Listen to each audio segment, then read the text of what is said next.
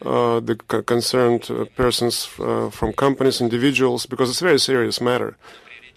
But priority is given to the media today, so the first questions will be accepted from the media first. So let me hand over to the Secretary General of IRU, Mr. Umberto Di Preto. Thank you. I will express myself in English, so if you need to put on your headsets, perhaps give you a few moments to do that. I assume if I'm on channel 2, that means you should be on channel 1 for Russian. Everybody understands? I can proceed? Firstly, thank you all for coming. This is an issue that we need to discuss today that's of grave concern to the entire trade community. The ramifications of the letter issued on the 5th of July can have serious trade implications for Russia and all of Russia's trade partners.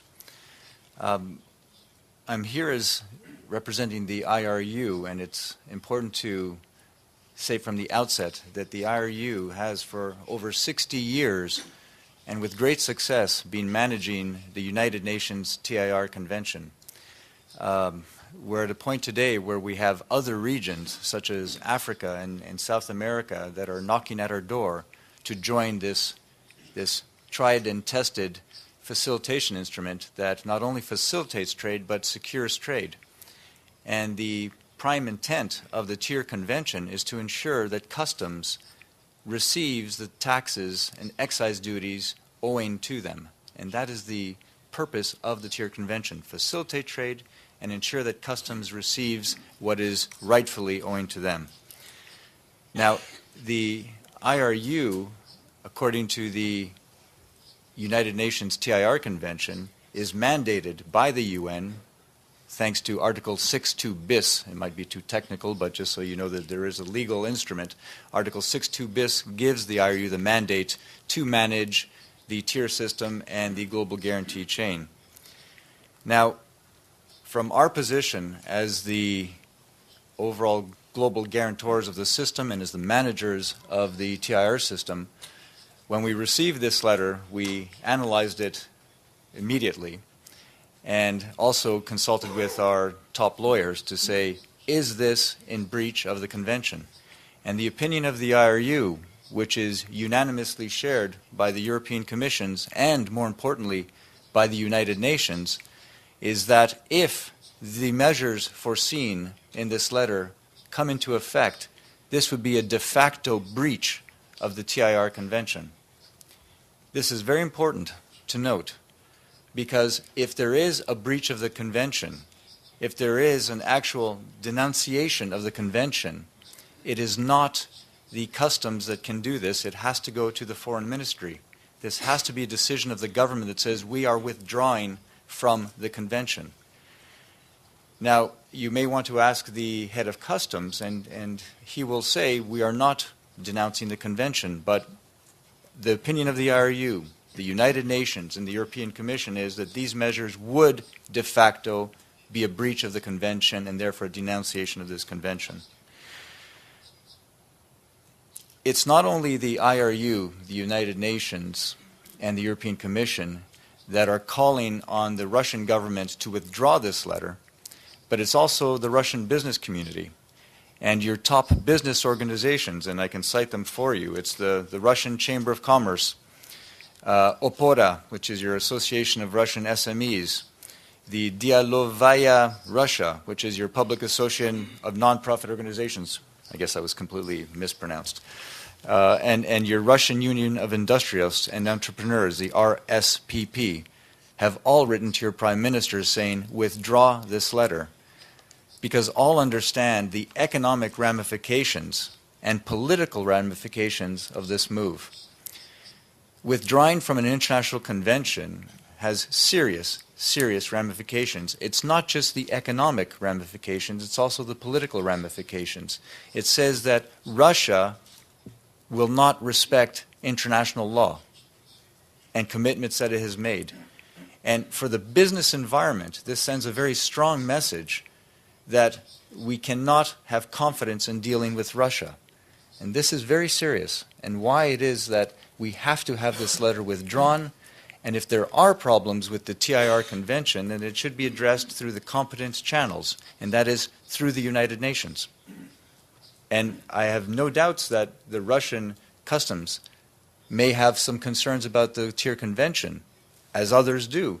But when bodies do have problems with the TIR Convention, the place to bring these problems is to the United Nations, to the competent bodies, so that these issues can be duly discussed and duly resolved. If that means that we change the convention, so be it. And the first party that would be in favor of making the convention even more efficient would be the IRU. As the managers of this convention, we do everything to make it as efficient as possible so we can even better serve trade. Let me just turn very briefly to the letter itself that was issued by the FCS. The grounds are threefold. The justifications are threefold. The first argument is that the guarantee provided and the debt that is incurred, I'm reading from the letter, incurred in connection with the violation of TIR procedure exceeds 20 billion rubles.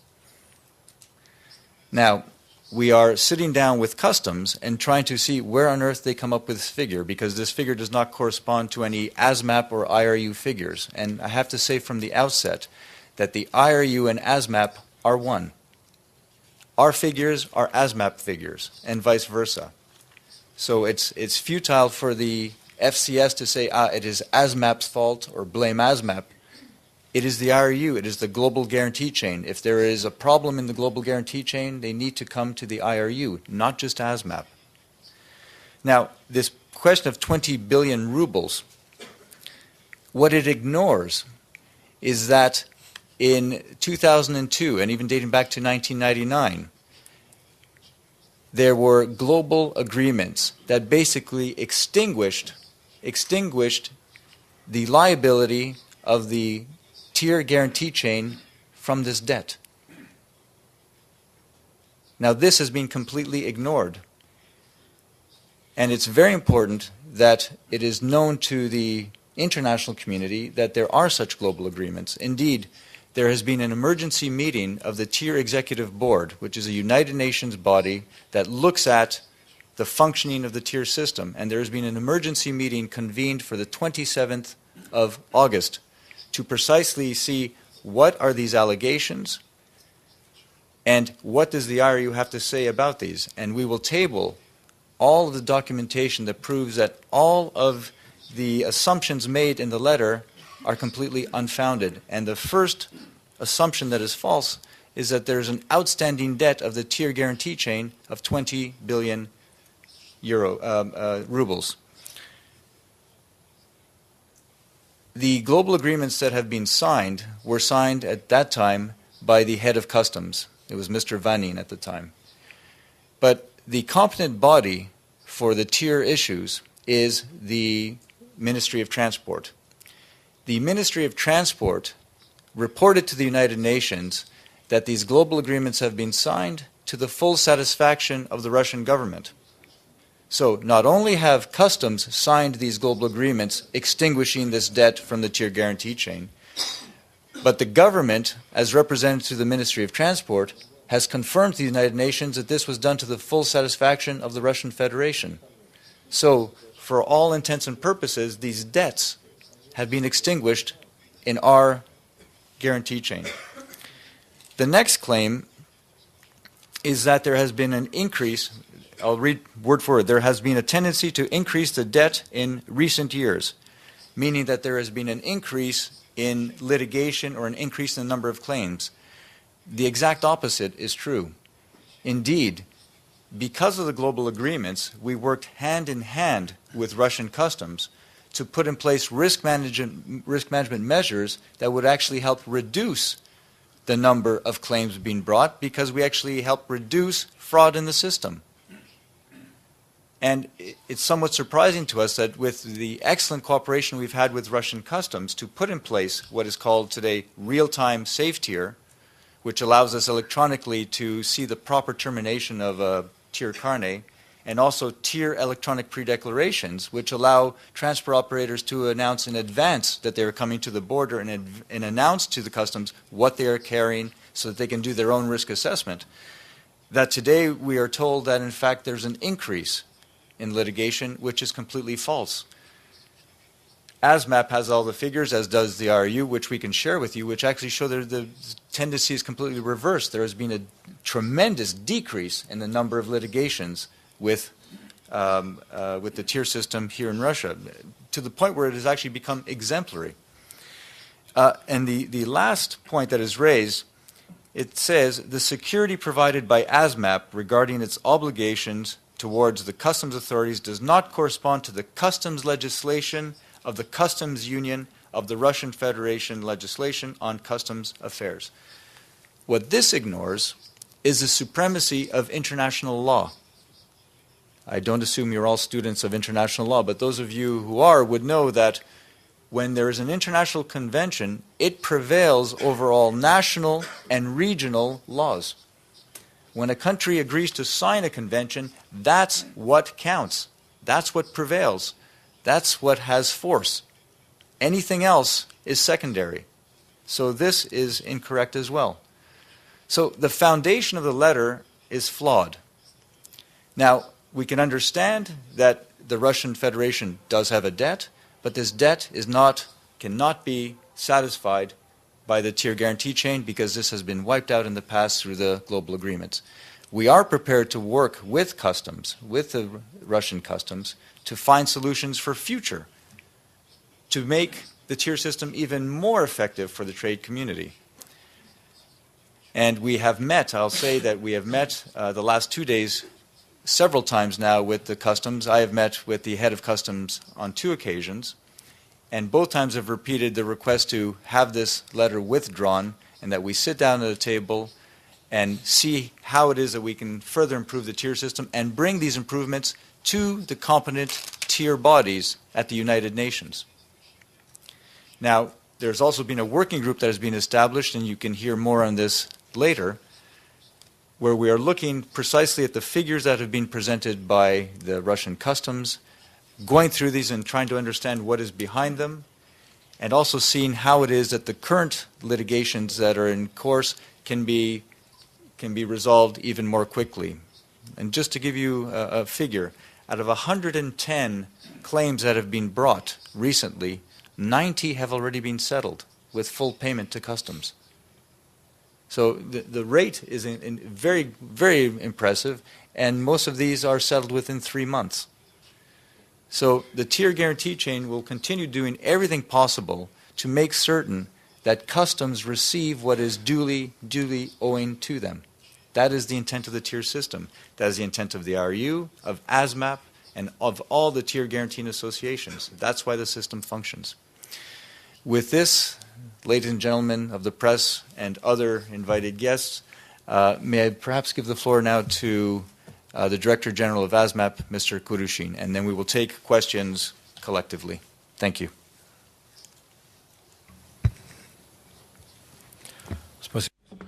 Thank you, Mr. Dupret, esteemed ladies and gentlemen. It seems to me the General Secretary of IRU analyzed the data very carefully and presented it to you regarding the situation has developed in the TIR system in the Russian Federation. I'll try to be brief to give you more time for questions. I'll try to be brief in making some comments on some points. First of all, as confirmation of guaranteed chain, let me explain to those present that ASMAP is a chain of the guarantee, is a link of guaranteed chain. So Customs Committee's references to ASMAP and information present in the media and on their site suggesting certain indignation regarding ASMAP. It's not so objective because ASMAP is just a link in the guaranteed chain. The ultimate payer of regarding all the claims that occur in any country is the TIR. So I want to comment to the good faith of ASMAP as far as the payment of customs.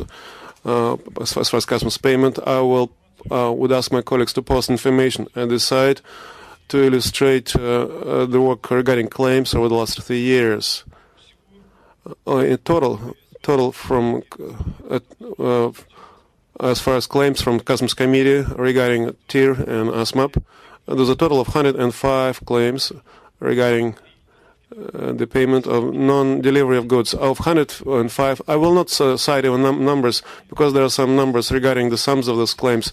87 of claims have been paid by guarantee chain, considering them objective. 10 claims were seen by the guarantee chain as unfounded. So later on, those claims were that position was confirmed by courts as not subject to payment, and only 8 claims are still being considered. Those are claims the timeline has not come due yet on those claims. So those numbers illustrate and confirm that even over a period of 3 years, there's been no claims from Customs Committee regarding towards. There can be no claims towards from Customs Committee towards guaranteed chain. As far as the share of these claims, there's 105 claims need to be seen in the context of millions of carnet issued in the Russian across the territory of Russian Federation. So even if the claims regarding non-delivery, it would still account for 0.0002%. So that's as regards the claims in this letter. As far as the debt, outstanding debt, back in the late 90s, early 2000, Mr. Umberto explained it very clearly. There was a global agreement that was signed by Mr. Vanin on behalf of the Customs Committee, and which was confirmed by appropriate organs, which was Minister of Transportation in Russia. It was confirmed to the effect that the crisis in the Russian Federation was settled. So there were no more complaints, no more claims remaining for the TIR system. Now, as far as the actions of the association with regards to the letter that was sent to us and that was sent to local customs by the head of the Customs Committee. First off, we conducted complete analysis of the situations. One of the elements of our analysis I've just shown you. We conduct the same kind of analysis over a period of 10 years. That's since the settlement of the previous crisis. So we have very clear data which is matching with what you saw on the screen over those 10 years. After we conducted consultations, we sent letters to explain our positions to all the organs of the executive authority that are concerned with TIR convention. Besides, board of the association addressed Deputy Prime Minister Mr. Shuvalov. We're very hopeful that we'll be getting soon reaction from the government soon. So the purpose of this address was to show the true state of affairs on the Russian market as far as the transport of goods. And we also were asking to set up interdepartmental group, task group, which will include representatives not just of ASMAP and TIR, but also independent experts who would be in a position to assess the situation and help adopt right decisions. So we're hoping this kind of group will be set up. Besides, Mr. DePreto said that only as recently as yesterday there was a meeting between heads of associations and heads of Customs Committee. Mr. DePreto was present, Mr. Itelsky were present there on behalf of IRU. Also, there was a representative of European Commission and Eurasian Commission in Russian Federation. The result of this meeting was setting up a working group. So far, it's not a departmental group; it's just a working group, including representatives of Customs and ASMAP, which it also includes representative of IRU, Mr. Itelsky. It's very good that our meeting is occurring after this working group was set up. Yesterday saw the first session of this working group. At last, finally, we've come to realize, we've come to see clearly what kind of claims, what kind of debts the Customs Committee had in mind. It was said clearly that practically, as far as the guaranteed chain, there are no claims really from the customs for guaranteed chain. What the reference was to debts that developed back in the unstable times back in the 90s, so that debts are still recorded on the balance of Customs Committee, but Mr. Itelsky did present data on all the agreements that were signed and all the documents get confirmed that those debts no longer exist. And the second concern of Customs Committee, and finally we realized what they were trying to say, that's the debt that fails to come under the cover of guarantee chain. I will not go into details of terminology, into special technologies here. Let me just say that every carnet covers, every TIR carnet covers, in the event of non-delivery goods, the amount of customs payment to the sum of 60,000 euros. So you are perfectly aware that there could be transport of expensive goods where Customs Committee may considerably exceed 60,000. So the guarantee chain covered as far as the cases of non-delivery of goods in the Russian Federation over the last 10 years. So they talked about a period of 3 years. 3 years, over 60,000 euros for every case of non-delivery of goods, which is considered objective. But the difference above 60,000, it's not covered, but this sum falls out of the convention of TIR. So that begs the question, why, when the transport of goods was done according to the procedure of TIR, and customs inspectors saw that the limit of liability exceeded 60,000, why the trucks were not put into convoy, because this measure existed at the time. So if this was not done, this measure was not adopted, it would be appropriate now to go and ask the customs officers who actually allowed this lapse to occur. It's still possible to do. So it should be a matter for the Customs Committee how to conduct themselves in such situations. So as far as the guarantee chain, as far as we could gather from the meeting yesterday, there are no claims for the guarantee chain. All the non-deliveries were seen as objective and that were recognized by the guarantee chain. They were all paid for, all those non-delivery cases. The claims that were not recognized by the guarantee chain, there were court suits filed by the Customs Committee, and all the suits they lost all the court suits. So the courts of the Russian Federation actually sided with the guarantee chain in all those suits. So that's another thing I want to say.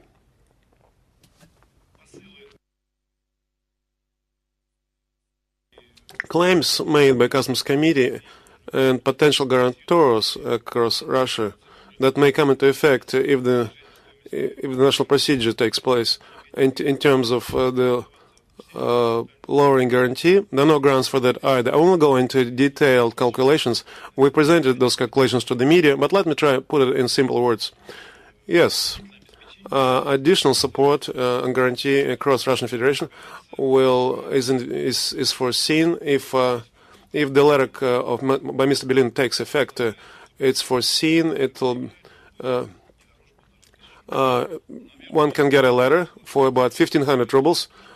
Maybe it's a good price, unless you consider that until this guarantee is provided, you have to cross territories of foreign countries, and you only have to cross a territory of foreign countries only if you have TIR carnet or if you have national support of respective countries and states. So you're perfectly aware that 1,500, it may be a small sum of money, but it will be an additional addition to the sum that carriers already pay in order to obtain TIR carnet. And the final point I want to make before we hear your questions. When we analyzed the situation and realized that all the claims by Customs Committee are not founded, all the claims that described in the letter. So on behalf of the association, we filed suits at courts of various instances in order to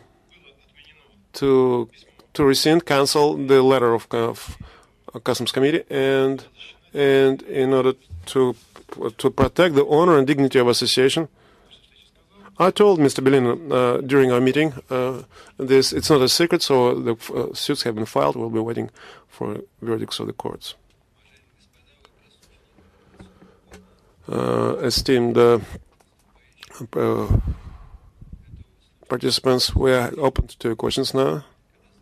So when you ask your questions, I would ask you to introduce yourself and mention the media that you represent and who the question is for. naturally.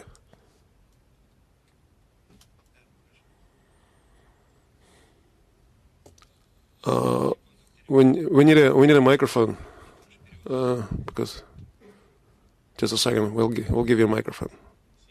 Alexei Kimovsky, Economic Service of TASS. You mentioned economical as well as political ramifications of such actions.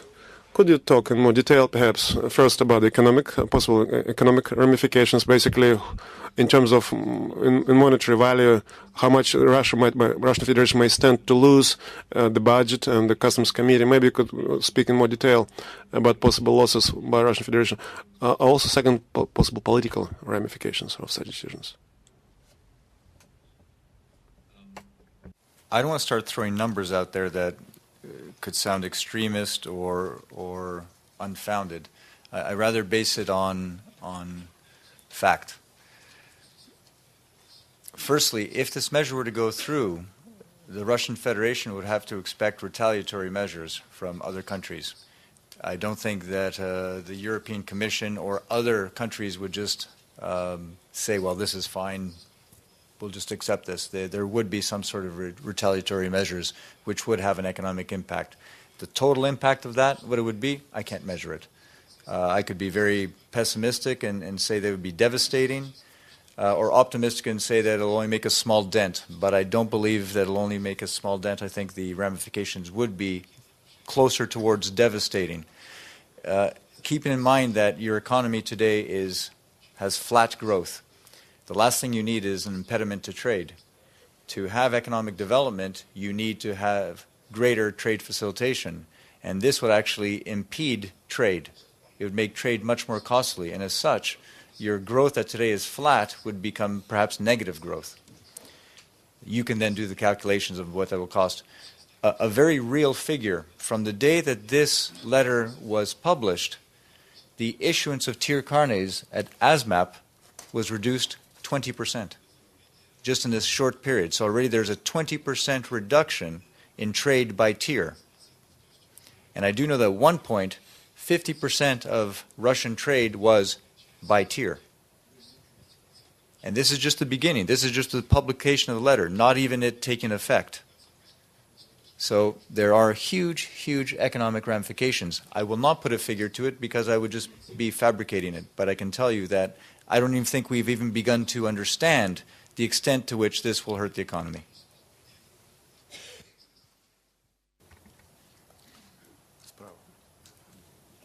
Да, прошу вас, Лера.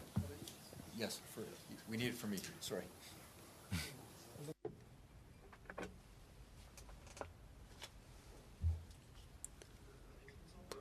Information Agency Rex. My name is Mikhail Bychkov. My question is regards carnet, TIR carnet, and also how it will be all taken into account. It's known that there's a very clear record of TIR carnets regarding banking guarantees and as far as the international organizations. What's proposed seems to be proposed by customs is not regulated in any way. So my question is, possibly you have some information regarding how the actually Customs Committee is going to keep track of the number of carnets and the number of guarantees. So that's a question would be question for, of course, Customs Committee.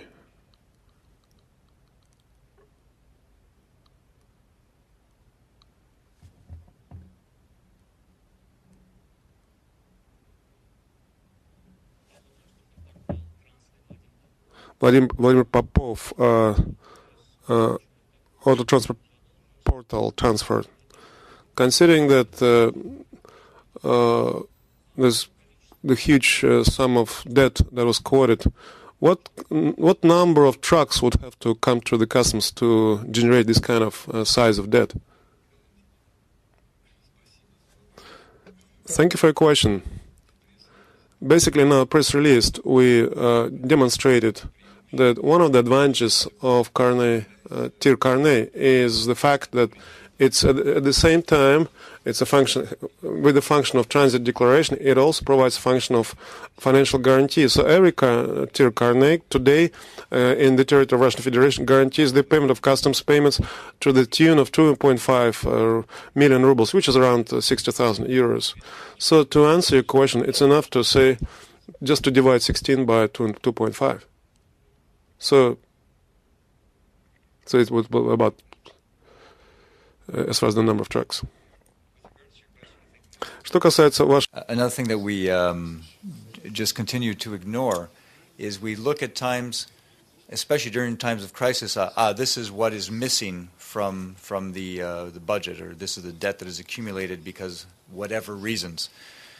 What we fail to highlight is that the state budgets receive 99.999% of what they should have thanks to the TIR system and its security.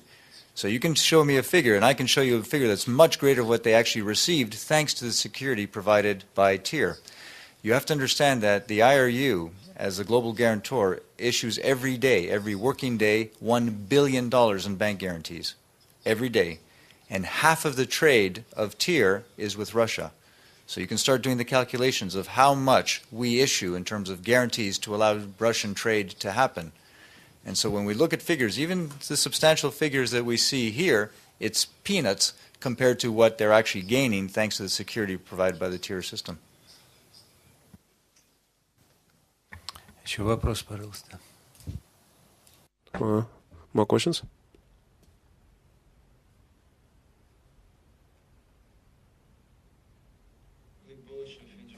Oleg Bolshev, Interfax. Mr. DePreto, have you ever been considering to turn to the WTO court, and what kind of measures do you expect from the European Commission to take effect if this letter comes into effect? Thank you. Very good question. For one, the IRU, as an international non-governmental organization, has no right to bring any claims to the WTO. It has to be member states. This said, the TIR system is seen today due to years and years of functioning as a trade facilitation instrument for the entire trade community. If all of a sudden this trade facilitation instrument is removed de facto, as is foreseen in this letter, I could see that there would be states that would bring this case to the WTO because it is a trade, it would create a new trade barrier for trade to Russia. So I could see that the states would want to, whether it be the European Commission or individual states, would want to take action vis-a-vis the World Trade Organization.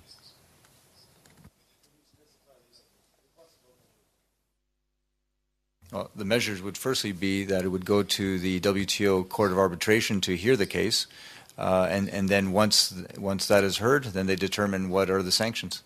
And the benefits of the WTO is that it is an organization with teeth in it that can actually sanction the country that is imposing barriers to trade once you are a WTO member, as Russia now is.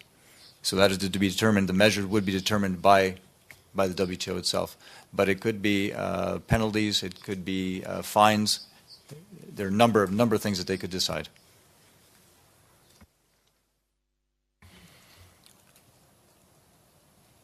Да, пожалуйста. Нет, сзади вас, Лера. Good day, newspaper Good Dog, Ekaterina Zakharova. If you could tell me, if the letter takes effect, how will it affect ordinary consumers? They talk about rising price on products. Will it be the case, and to what extent, do you think? We have to understand that any penalty on road transport is an even bigger penalty on the economy as a whole.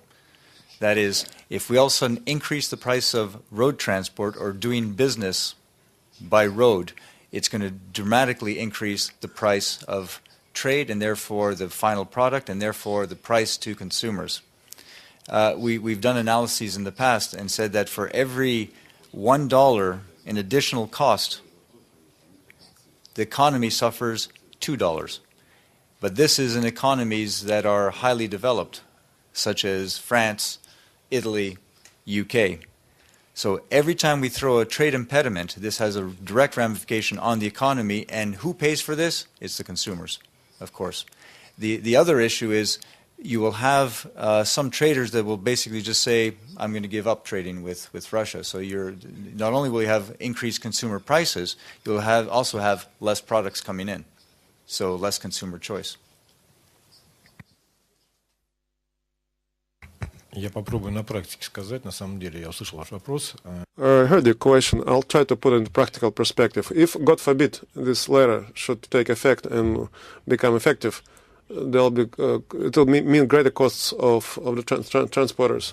So, like I said, the cost of the guarantee will be greater because of the national guarantee support, national guarantee. That's one thing. Also, while many of the road transporters operate in the small and medium-sized business sector, so we are perfectly aware many of them will not be able to operate further in the system. So there'll be a shortage of fleet of trucks that will drive costs of trucking and transport higher. The retaliatory measures taken by foreign states will also drive the costs of transporters. That will further drive up the costs of transporters. Will be passed along to. It's very clear that it will be passed to the greater costs of products. So clearly, the inflation will be greater in the country in question. As far as the numbers for banking guarantees, I understand that you're interested. We'll quote some of the numbers regarding banking guarantees. Since the second question was.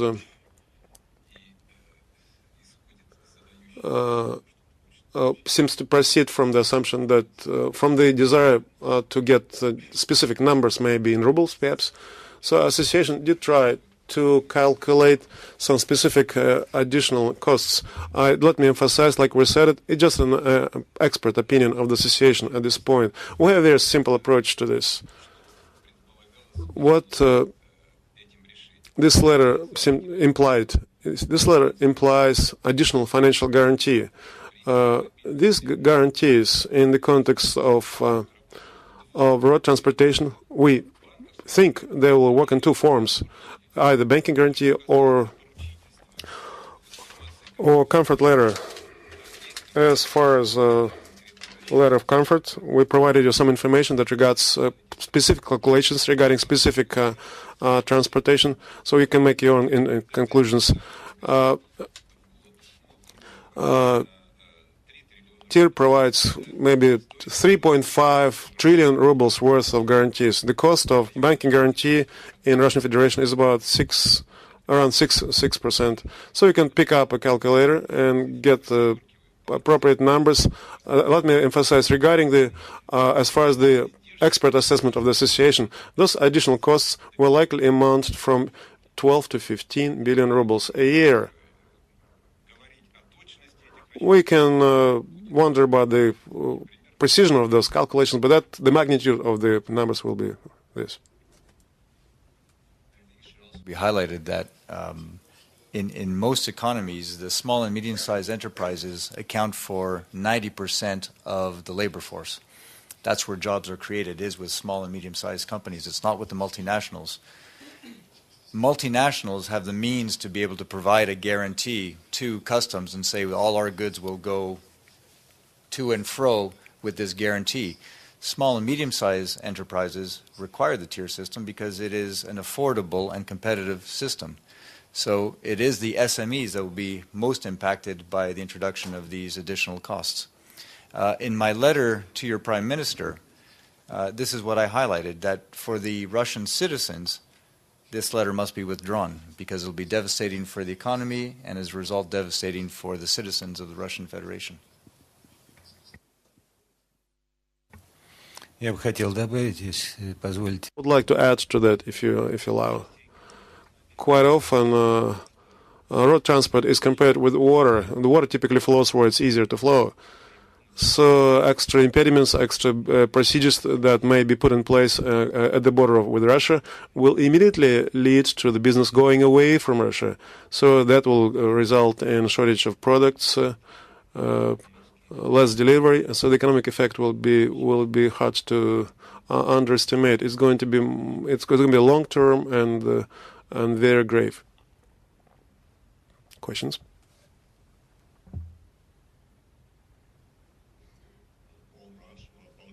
attaché in Moscow here. I have a question for Mr. De Pretto. Does IRU consider or has studies to extend the international guarantee chain that they set up for Carnetier to the International Transit Convention, so to electronic transit declarations done beyond or without using Carnetier? Are there any studies running or plans to start such studies at IRU?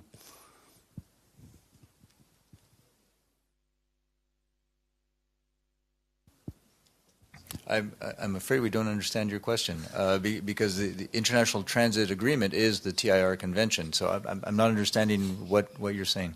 Sorry. Well, now the international guarantee chain is bound to the TIR Convention, but besides the TIR Convention, you have also NCTS in Europe and the International Transit Convention, where also other member states than Europe can join to.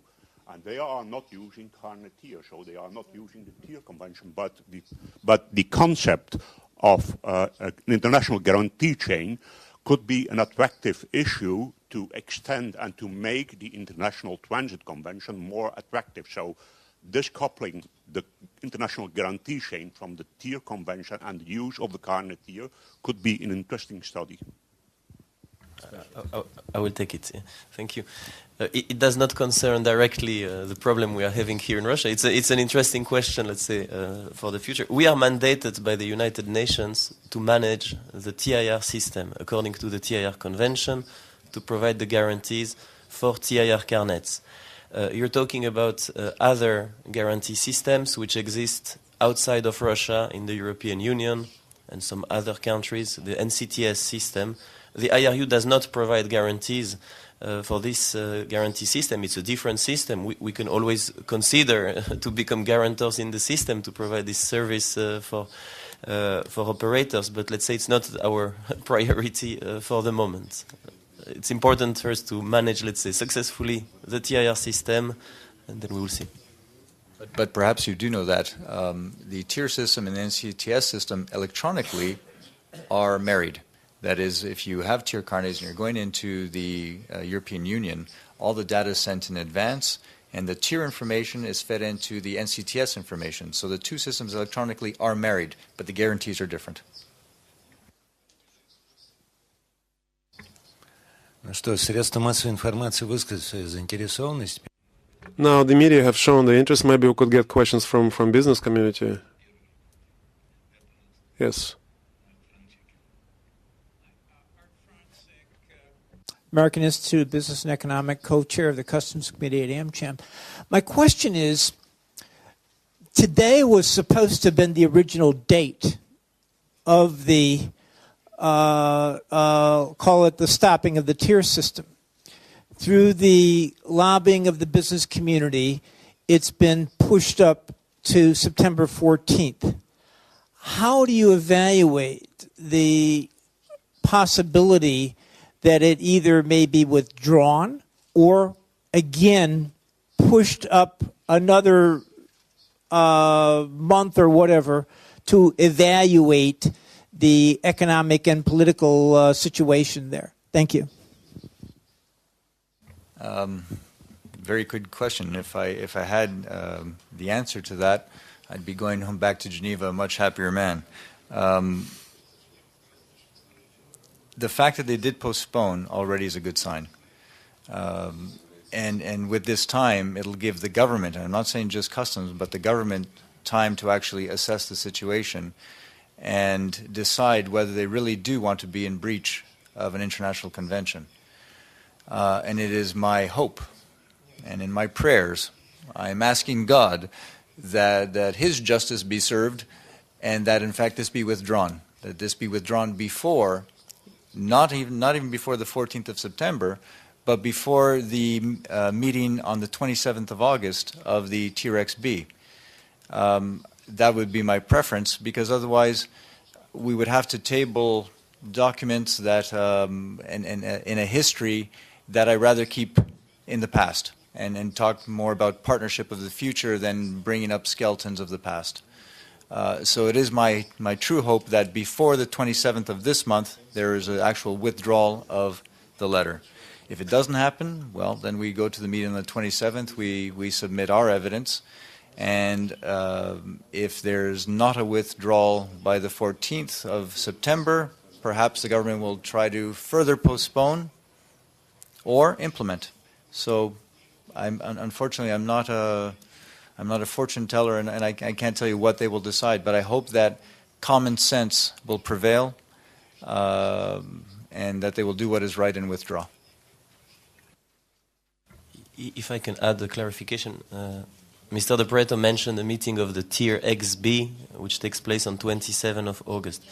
TIR XB is the TIR Executive Board. It is an international body which is created by virtue of the UN TIR Convention, and which will hold an extraordinary meeting in Geneva on 27th of August to discuss the validity or non-validity of the Russian customs decision by virtue of the provisions of the UN TIR Convention. This will be a meeting at the United Nations with, and the body is composed of 9 specialists, customs specialists from countries which have signed the TIR Convention, and including Russia. And this body will take a decision which will evaluate what the Russian customs have done. However, this body is not the Russian customs. This body cannot decide on behalf of the Russian customs. So the letter will not be withdrawn at that meeting. But let's say it would give important international, I think, resonance to have a decision of this body on the 27th of August.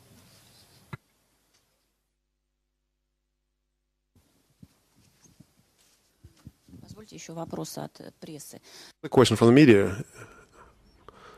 Newspaper Transport of Russia, Tatiana Larionova. As far as I understand, ASMAP is the only organization in Russia which represents interests of IRU. So, Customs Committee, considering of the counterproductive relations that seem to have developed with ASMAP, so there seems to be counter-proposal expressed by a customs officer at the press conference. They seem to be appealing to the international community, suggesting setting up another international entity which would be competing with ASMAP on the market, and would also represent IRU. What kind of expediency do you see in this? That would it make sense to set up another international body to compete with ASMAP? These stories, and there's even the allegation that ASMAP is a monopoly. What is a monopoly? A monopoly is something where by being in that position of a monopoly, you can abuse your position.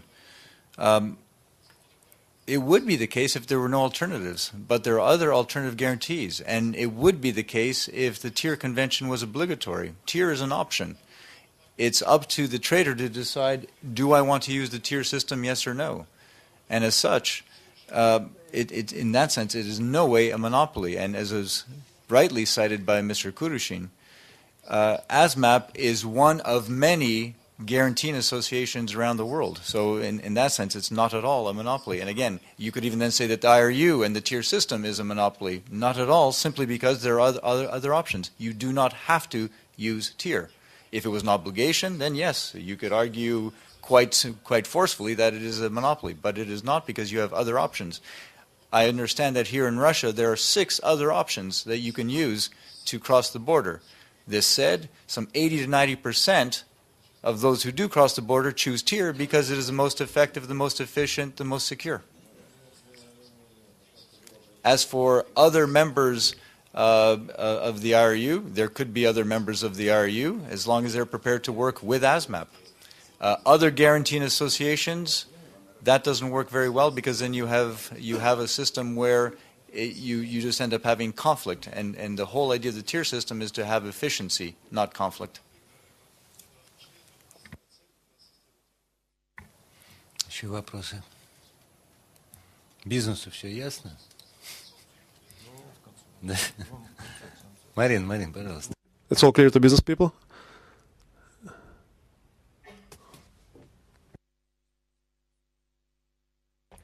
Maybe we'll give priority to the lady. Thank you for a chance to ask a question. In the customs letter, the letter made a reference to not liking the form of support of guarantee.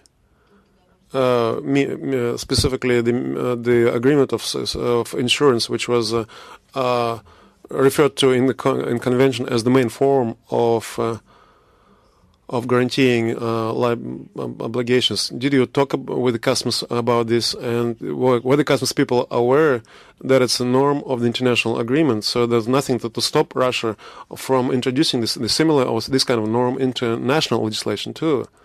Moreover, the form of guarantee that is really used by ASMAP.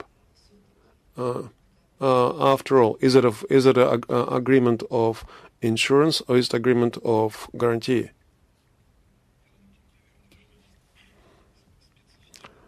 That's a fairly technical question. I'm not sure whether I'll be able to explain this situation clearly enough. Yesterday, during the session of working group, we provided clarification to the customs officials the legal grounds that we feel determine the provisions of our agreement on guarantee. Yes, as of today, we have the effective agreement signed with customs officials in 2004. However, as the higher court arbitration stated, this is a civil legal relationship of a special kind. So the special feature of this agreement is that some of its provisions are already set by the existing convention. So in particular, TIR convention says that obligations of the guarantee association are secured by agreement of insurance. So in this case, we feel the other party clearly confuses the legal grounds on which our agreement on liabilities is built. It was never built on the grounds of either national legislation or on the national of the customs union. Always such relationships were built on the basis of existing legal norms of TIR convention directly. So we felt yesterday that our counterparts understood what we were saying, and so they took time out to maybe to rethink the situation.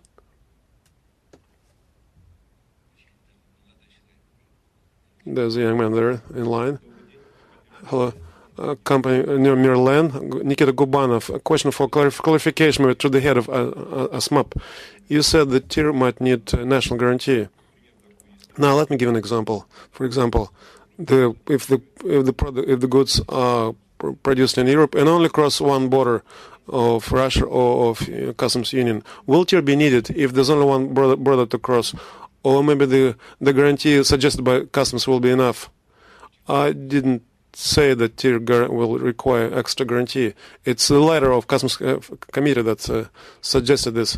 To answer your question, I would suggest we pick up press release. We have a specific example cited there of the transport of goods from Finland to Russian Federation and the costs that might be incurred by transporter. Of course, those costs will be passed on to the consumers. So you can pick up this press release with a specific example.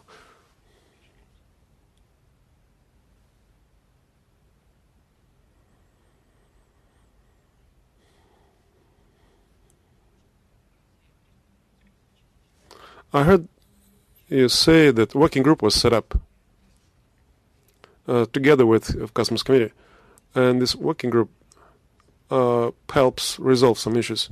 I'd like to learn whether the Customs Committee ever went to ask ASMAP to help resolve those issues before actually writing this letter. No, they never contacted ASMAP. Thank you.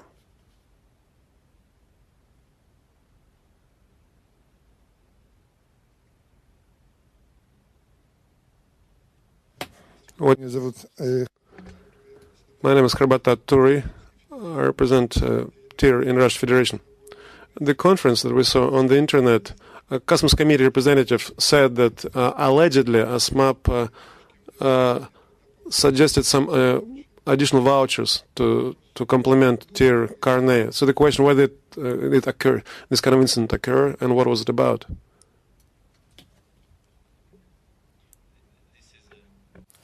technical question, and again, not directly related to the problem that we have, but I'm happy to explain it.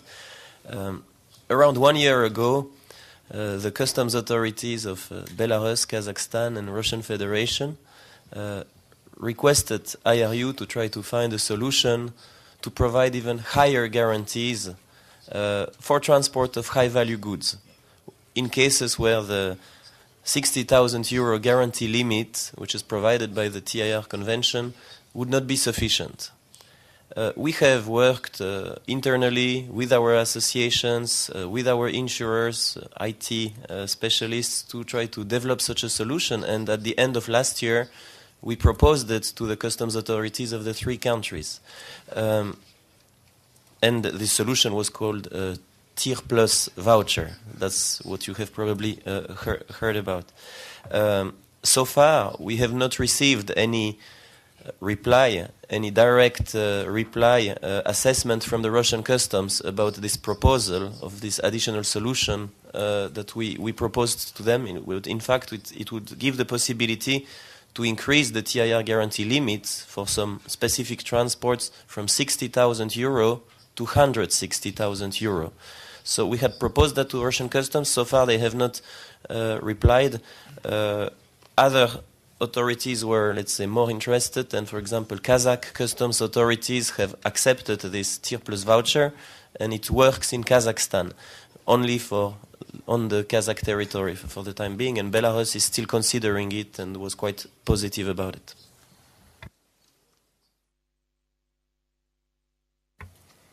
Еще есть вопросы? Осталось? Any more questions? Anything else to clarify?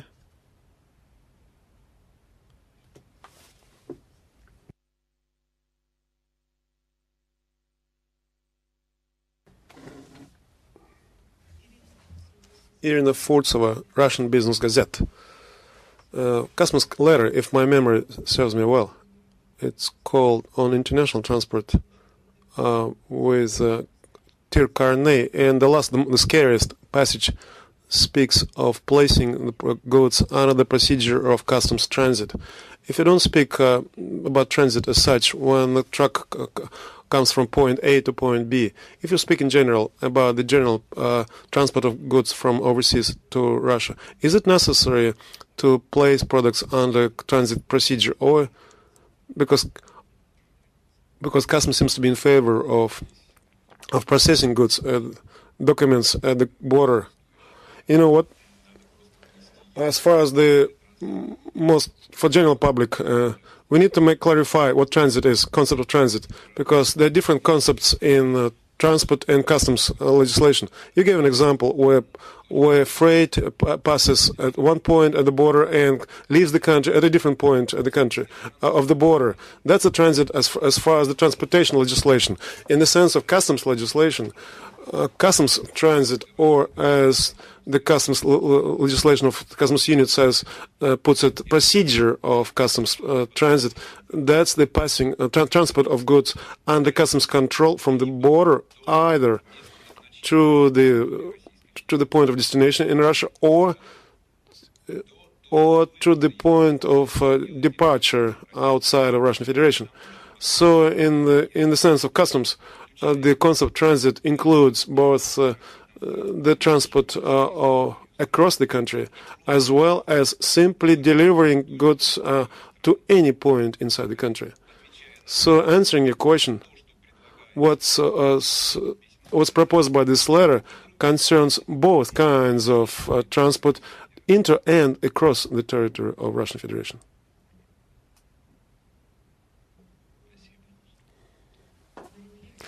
Marina Lepichev. Once again, I have a short comment to make. What the member of the media mentioned just now, the thing is, it's not possible to process the goods at the point of entry of the customs, because it's forbidden by the customs regulations. The customs points can only place the product under transit. So it has to be near the border place. So the products would have to be placed on the transit. That just to explain the technicality of it. And I have a question there also. You mentioned that in recent days you had meetings and worked within a framework of working group with representatives of European Economic Commission, Eurasian Economic Commission. How do they feel about Belarus and Kazakhstan parties? How do they feel about this situation in Russia? As far as I know, of course, they feel extremely negative, representatives of Belarus and Kazakhstan. As we are aware that day after tomorrow, on the 16th of August, there will be a meeting of 3 vice premiers of these countries. One of the items on the agenda of this meeting was initiated by Belarus and Kazakhstan, will be situation with TIR procedures in Russia. They're extremely concerned about this. The meetings we had yesterday was the very first meeting of the working group, which was established the day before of yesterday. So far, there is no member of the Eurasian Economic Commission in that working group. What I think ASMAP has mentioned today is that we have proposed that this working group should be with various participants, not only Russian Customs, ASMAP and IRU as observers, but other competent Russian authorities and maybe other international or regional authorities, and of course the Eurasian Economic Commission. It would be good if they participate. Even we could imagine that the United Nations could participate to such a working group if its activities continue in the next few weeks.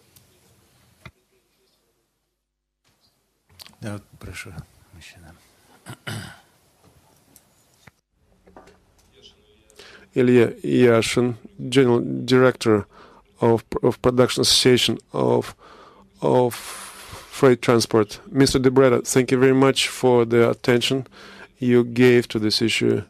The only thing, not to criticize, of course, but just to suggest, 2 months have passed since the publication of this letter of Customs Committee, and during this time, I'm sorry, months. A month has passed since then. So, because it felt like it was 2 months. One felt it was like 2 months or a year. So during this month, the fall in the number of the carnets that were issued, 20% that you mentioned. So one would urge on you not to wait until the September 14th and try to get it reversed before, and all success to you in dealing with this. I would like to hear your comment on this, regarding this question.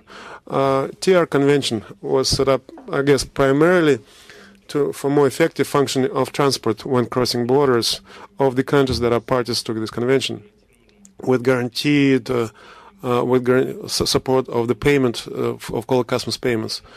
So it's functioned very successfully, including in Russia too. However, as all bureaucratic processes, they tend to improve themselves and to become more complicated.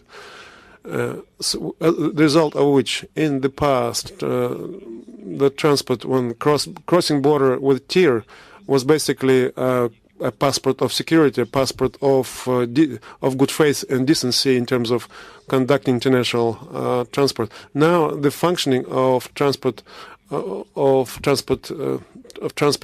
at least across the border of Russian Federation, it's not as effective now as it was the functioning of transport across the border. So, question: do you see such actions on the part of Customs Committee of Russia as maybe as indirect violation or indirect impediment to the free functioning of convention?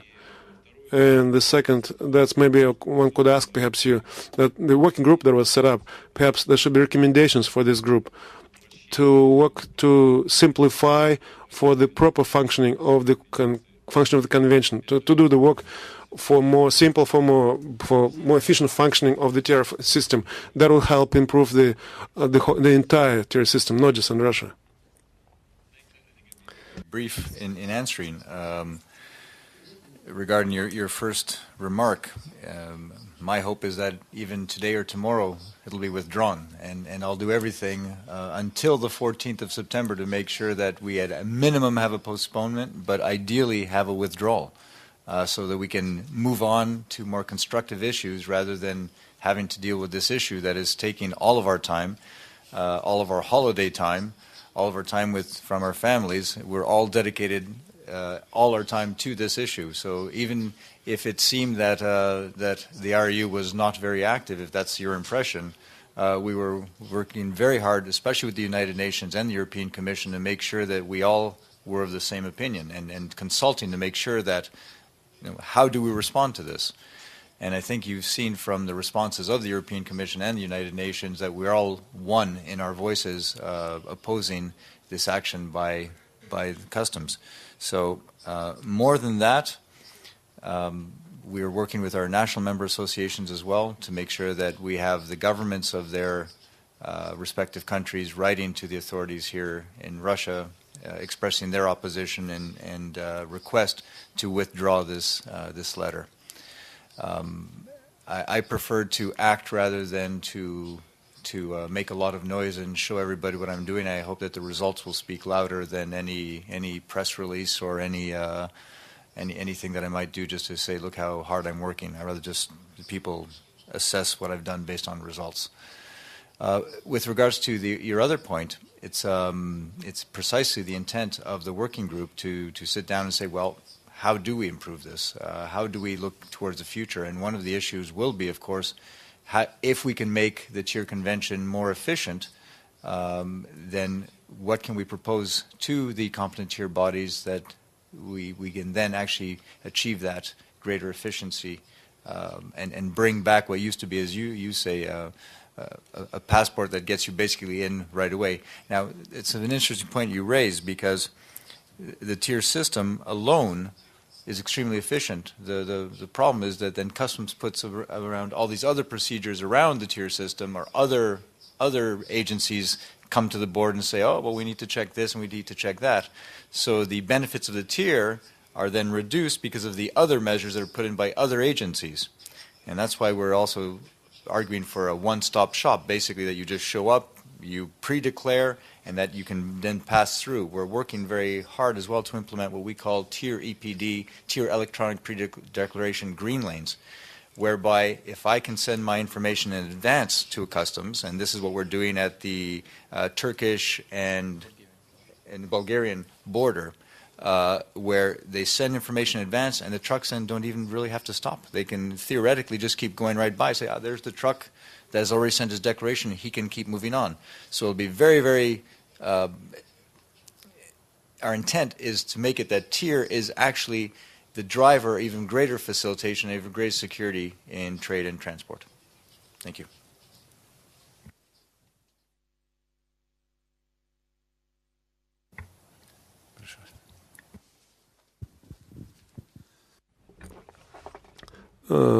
Journal Russian engineer Valery Kernichenko, deputy editor.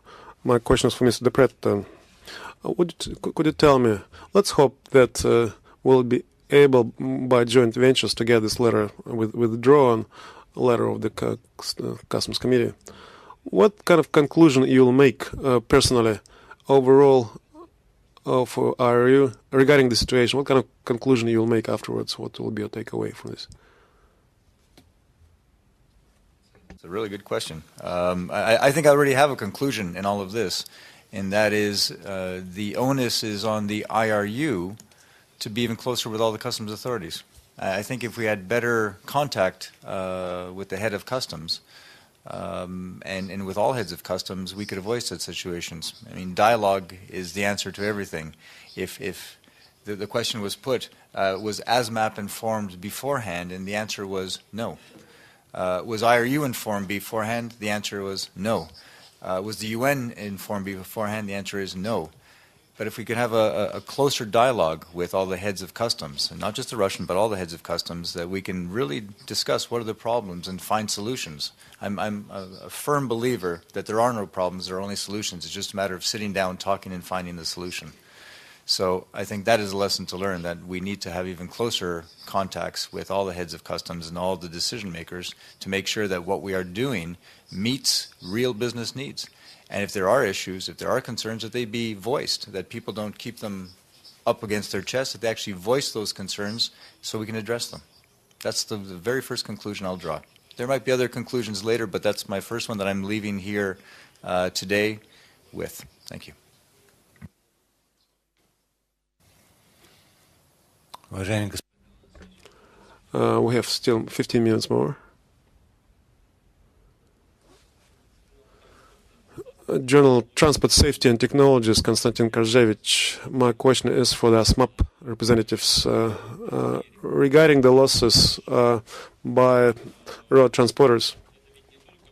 These are not just direct financial costs to obtain national guarantee. Did you try to estimate maybe the time-wise costs, such as maybe standing in line at the customs, queuing up customs at the points of entry, which have become kind of customary sight already? How far it might go in terms of increasing the time required for passing all the customs procedures, this additional guarantee, and whether it would affect. Maybe customs will just spend more time doing paperwork as opposed to real interception of some illegal cargoes across border. Basically, if you've provided an answer to this question, it's impossible to estimate it, but there's lots of factors that it will depend on. Our opinion, it's possible collapse at the border as far as the fleet of trucks, and there'll be huge lineups, huge queuing. More questions?